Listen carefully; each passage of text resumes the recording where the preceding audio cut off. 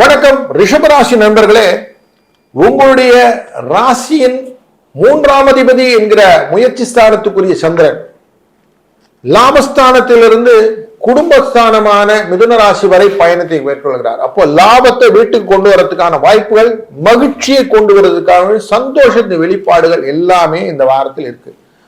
உள்ளம் உருகி மனதிலே ஒருநிலைப்படுத்தி உள்ளம் முருகதையா முருகா அப்படின்னு முருகனை அப்படியே துதி செய்வது ரொம்ப நல்லது. ஏன்னா 2ஆம் இடமான குடும்பதர வாக்குஸ்தானத்திலே இந்த செவ்வாய் அமர்ந்திருக்கிறார்.